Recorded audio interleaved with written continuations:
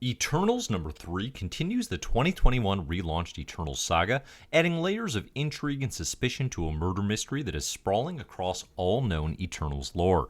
In this issue, we connect with Thena, the daughter of Zuras, the murdered former Prime Eternal, and learn more about her history with both the Eternals and the Deviants. Today I'll answer, who is Thena and what's her connection to the Deviants? What's the latest wrinkle in the spiraling murder mystery of the Eternals? What can we expect from Angelina Jolie as Thena in the MCU's Eternals moving forward? Plus some predictions and theories for what's to come in Eternals. This is Easin Eternals number 3. I'm Dave Busing, founder and editor-in-chief of comicbookherald.com. If you like the Comic Book Herald YouTube channel and podcast, please consider liking, subscribing, sharing, and commenting here. It all helps me find more listeners, and of course, I enjoy engaging with you all with your theories in the comments. You can find full reading orders, including one for the Eternals, on comicbookherald.com. Spoilers for discussed comics will follow.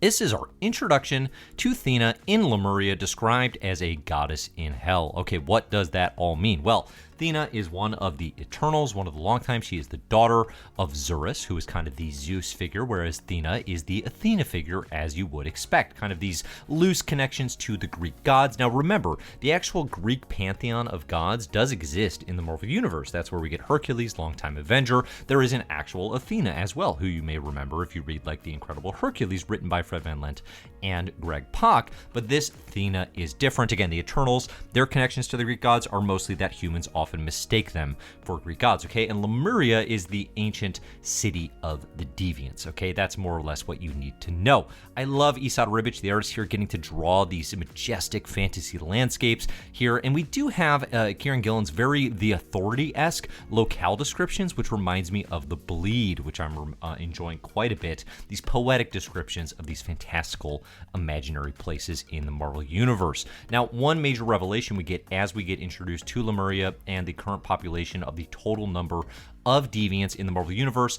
As we saw with the Eternals in the Kieron Gillen written vision for this relaunched franchise, there are 100 Eternals, okay? It is a very set number as initially created by the Celestials. The Deviants, on the other hand, number in the thousands, hundreds of thousands, perhaps millions, right? This is page 7 of 10,146 of named Deviants. This is, of course, a crucial key distinction between Eternals and Deviants. Eternals, their numbers do not change. Their numbers do not grow. They do not add to the eternal landscape, right? There are 100. That is set. Deviants, on the other hand, constantly expanding, constantly growing, constantly violating this idea that it should be a set number, and they're all different and they're all changing all the time, right? The Deviants are monstrous in the Eternals' view a lot of times, right? And that's why they're huntering and keeping them under control, okay, as we see from their numbers.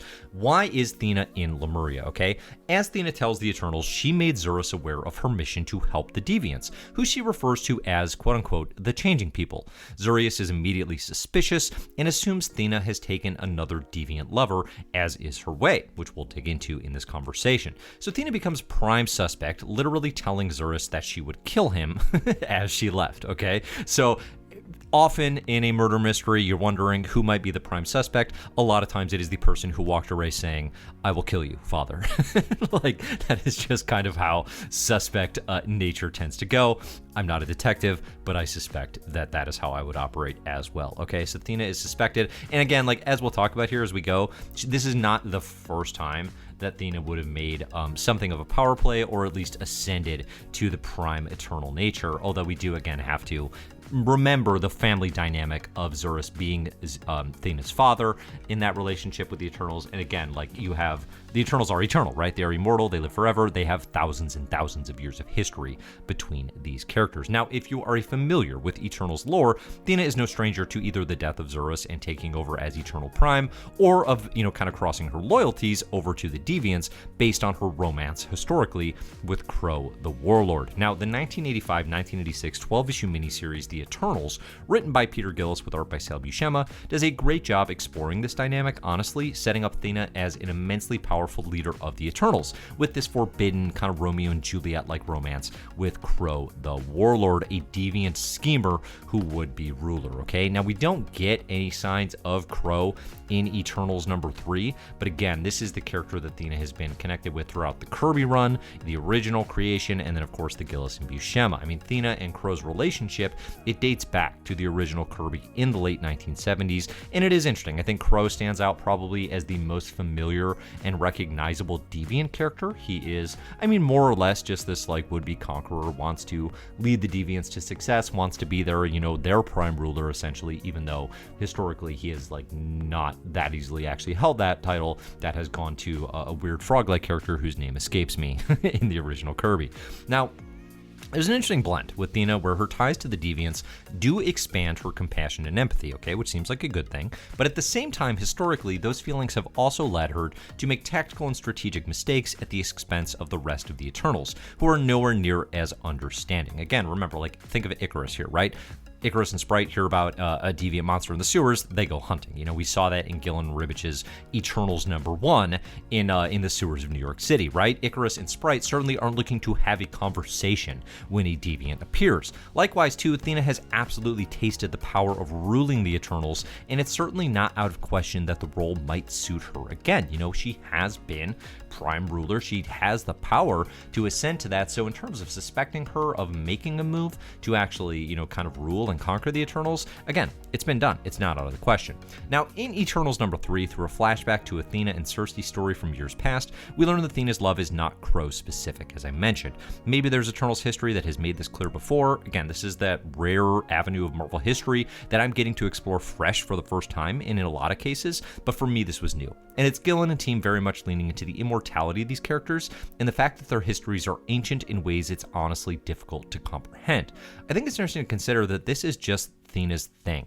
Through the ages, she always falls for deviants, and it's always something her Eternals family doesn't support and can't quite condone. Again, it's that Romeo and Juliet style, like, no, you can never be apart, but it's also, it's literally Thena loving and always falling in love with literal deviants, okay? Like, there's a heavy metaphor that applies there, but in this case, it's literalized. When Thena learns that the horrific experiments of her deviant lover in this flashback, she lashes out and murders everything in sight, vowing to never love a deviant again. But we know that's a lie, right? From here, she's going to go on to love Kro, she's going to go on to love others, and we know that she can no more change that part of her nature than Kro can stop being a deviant, for example. This apparent lack of self-awareness, or perhaps denial, is something I expect may play a role in Angelina Jolie's turn as Thena in the MCU Eternals, and why I could definitely see that movie leaning into the idea that Thena presents as the Eternal Prime, which I kind of expect she will be, because I haven't seen, there's no Zuras cast in the MCU Eternals movie. I think Thena might, be the leader from jump, but I think actually what we might find is that she's been someone pulling the strings at odds with the Eternals' goal, perhaps in favor of the Deviants instead, okay? So I think, this is just a part of her nature, saying here to Cersei, I will never love another Deviant, but not actually having really the capacity to change herself, even across the centuries of life that the Eternals have. And I think that's an interesting thing that Gillen will continue to play with and has played with on these godlike beings. We see him doing it with the Wicked and Divine, his creator-owned work with Jamie McKelvey for Image Comics, or even like Journey into Mystery with Loki. Like, can a god change their nature, right? Can a god actually change, become something new? With Thena, that's a really interesting question, because would she even want to, right? Would she actually want to change this part of herself? Is it something that she beats down and tries to hide, or is it something she embraces? This will continue to play out across Eternals. Now, elsewhere in the book, we see that in Polaria, the northern capital, the second city of the Eternals on Earth, Druig reports that he's found a bloodbath of more Eternals, including Polaran leader Vulcan. Okay, this makes Druig immediately a suspect as well, because he is the one there amongst the dead reporting it. So the murder mystery continues, it expands. I'm still kind of dubious. I mean, this issue talks like Thanos definitely killed Zuras in Eternals #1 and #2. I'm still a little dubious that it was definitely Thanos, although the implication, I suppose, through these issues is that Thanos killed Zuras, perhaps killed people in Polaria, but that in Eternal actually helped him do it. Now, Druig, it will be something we'll dig into,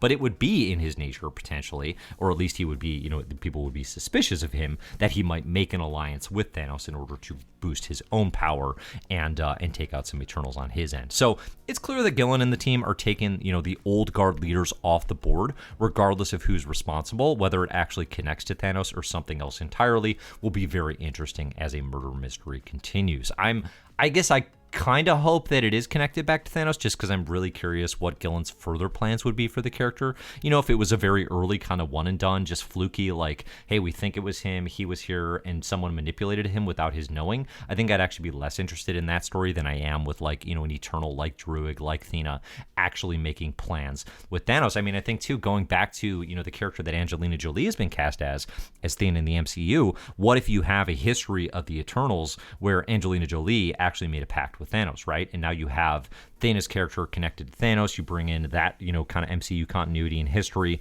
and that's how the Eternals actually were sabotaged back when, you know, whatever Thanos did to them happened, and what, you know, for whatever reason they've been missing or hiding throughout the MCU as we know it. I think that could be a cool connection for the character as well in their Marvel Cinematic Universe debut, hopefully coming later in 2021. So there you have it for Easin Eternals number 3. Let me know your theories, your comments. Where do you think this book is going? Is it keeping your attention? Are you invested in an Eternals comic? Which, again, historically, you know, if this was not going to be an MCU movie this year and one of the biggest, you know, additions to the Marvel Cinematic Universe, I don't, you know, and again, too, like, well, first off, it wouldn't have this creative team. It might not even be a book, but I also probably wouldn't be digging into it on an issue-by-issue basis. But Kieron Gillen, Esad Ribic, Matthew Wilson colors, Clayton Cowles letters, they've all kept me immensely invested on a month-to-month basis, and I'm enjoying digging into Eternals history, I gotta say. Like, definitely, like I said, like, this is that rare corner of the Marvel Universe that I really don't know a ton about. I've read the original Kirby before. I had not read, like, the Gillis and Buscema 80s, mid-80s run, you know, prior to this series launching,